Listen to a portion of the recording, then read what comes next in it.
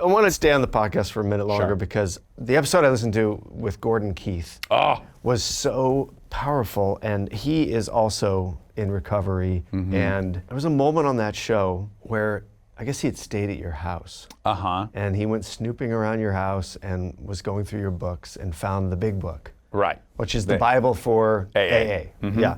And he opened it up, and inside there were a whole bunch of dates that you had written and crossed out, and there were notes alongside of some of the dates that were very self-deprecating, mean. Yeah. And the last date wasn't crossed out. And maybe you could just share what those dates were. And It's really funny because my first thought when he's telling the story that he found that book is I'm embarrassed by that. Like, I'm embarrassed how many times I quit and couldn't do it. quit drinking or Quit drinking and drugs, yeah.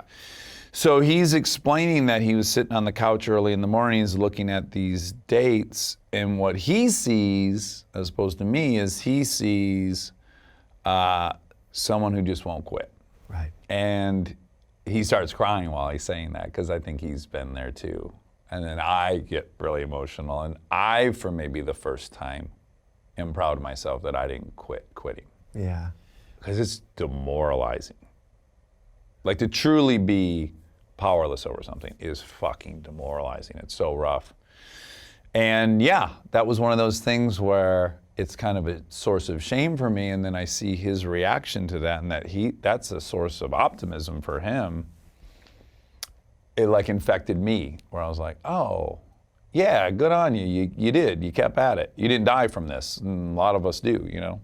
Because I think there's a couple of common fallacies about sobriety. One of them being that people hit a bottom, and then that's that.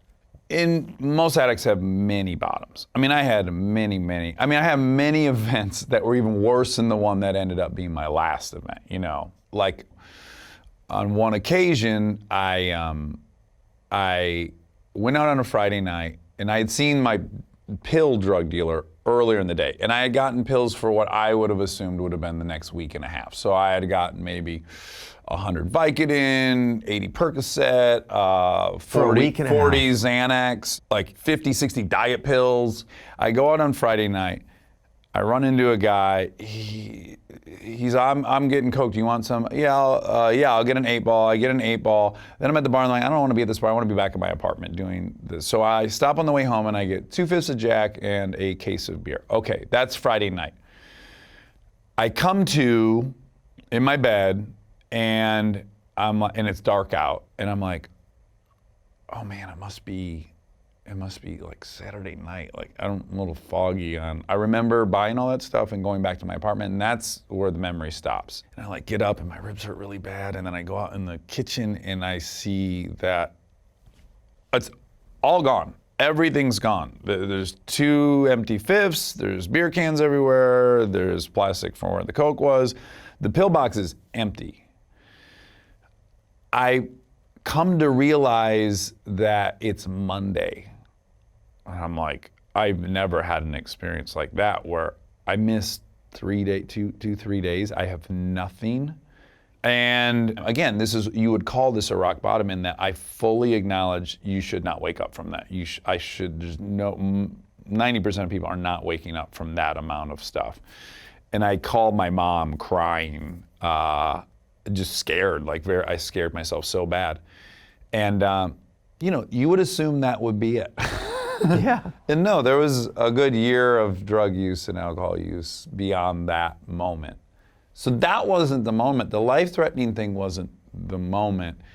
The moment for me was really, I was about to start this movie, Zathura. I had just come off a really long press junket for Without a Paddle, where I traveled everywhere. I was like, I want a week vacation. I go with a friend to Hawaii.